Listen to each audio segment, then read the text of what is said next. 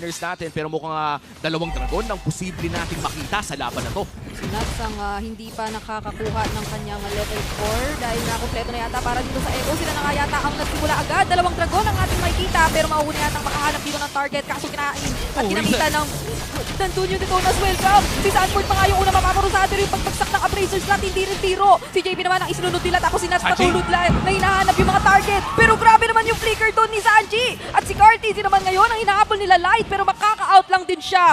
RSG yata ang nakakuha ng advantage doon. Wow, 2 kills. Din kasi dahil nga meron ko win. Wow! Uy! Grabe naman yun. Paano nyo nakita doon? Si JP pinagsakan ng dalawang magkasunod na ultimates at mukhang ngayon ay bibigyan na nga talaga na harangan pa doon si Sanji sa gusto nilang puntahan at takbuhan. Double kill na dito para sa RSG at mukhang tatatloy pa yata ng full barrage. May flicker pang natitira. Sabay sundan mo pa ng Black Dragon Form para si Kusei ay habulin na talaga. Hindi niya yata maisusustain ito. Babawi rin ng Black Dragon Form si Aqua. Si Benny ang kanyang babawian at si Cartizzi naman ang isusunod yata nila pero si Sanford din hindi biro yung kanya napaprovide ng tulong. Pero yung mga dash, masasagot lang din ni Cartizzi. Dahil magkakasama pa sila pero parang ang laking threat kapag nagawa talagang hiwalay o ihiwalay, particularly especially ng Black Dragon Form yung mga crucial members. Pero mukhang ang control dito sa Turtle Pit ay kahit papaano ay nasa kamay muna ng Echo.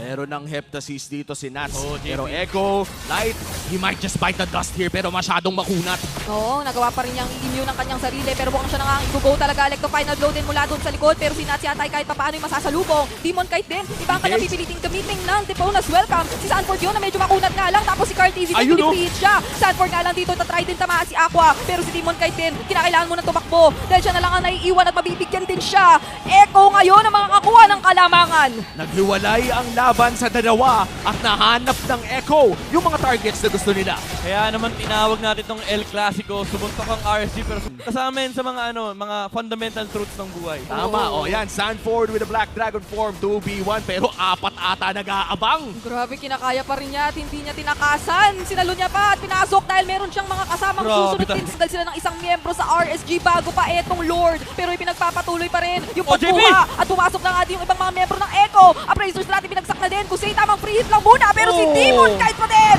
ang makaka-retry. Pero yung full barrage sakop sa tatlo. Kinailangan mag-flicker out muna nung bato. Si Aqua na lang ang natitirang mag-isa at si Demon Kite ay sisiguraduhin yata nilang tutong ba may harang pero hindi yung sasapat dahil makukuha pa rin ng Echo yung kill.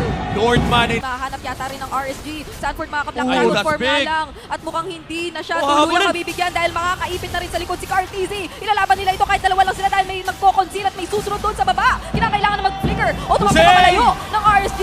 Pero may iwan si Kusei at hindi na nga makakatakbo pa.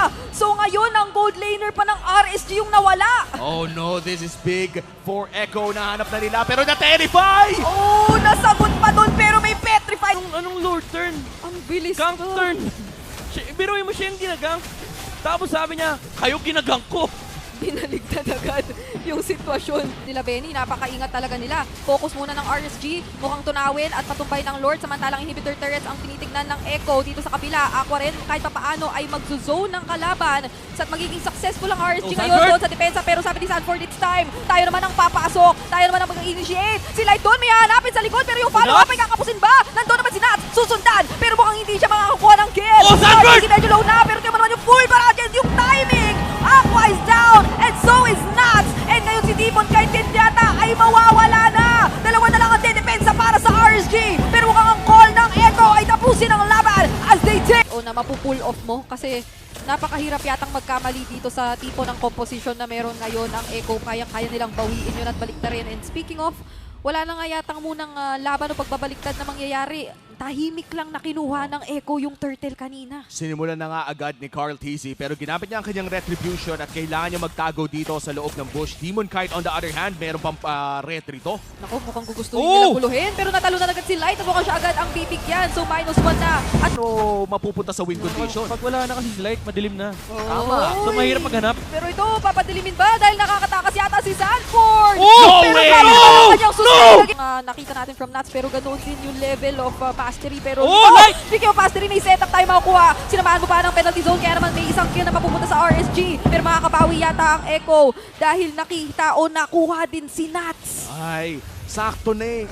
If it were a few seconds na mas mabilis yung burst, hindi na sana makakapagdabog yung Mino doon. Pero dahil nakadabog pa, nagkaroon pa ng trade. nakakuha pa ng re-engage yung Echo. Again, ito yung binabakit natin kanina yung punish potential from RSG. At the very least, may play naman. Parang kailan lang rookie si Light, ngayon all time na. Kaya nga eh. Iba pa yata yung pangalan niya noon. Yung, Si Unravel. Si Unravel. Si Unravel Oo pa nga siya pala, noon, si pero Unravel. oy! Minoan Fury! Ito na pala yung combo! Minoan Fury sabay Electric Wave! Kaya naman si Light ay mawawala tapos si Nat sa habulin din bigla pero yung penalty zone niya hindi sasapat para Tapos na sidestep, tsaka nila Oo. babatuhan.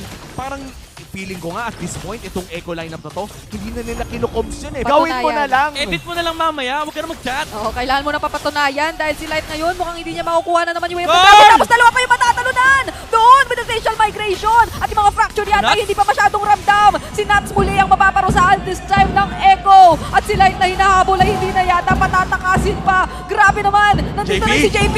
Sumalubong! At ngayon natalunan! Mukhang yung isusunod pa nga yata ay si Aqua! So tatlo ang mawawala! Sobra naman yung 100 meters. Sobra na yun. 10-meter jump with the flicker in. Tapos sobrang sakto pa dahil yung final slash na hawak doon ni Aqua ay hindi siya natamaan. Pwesto na rin.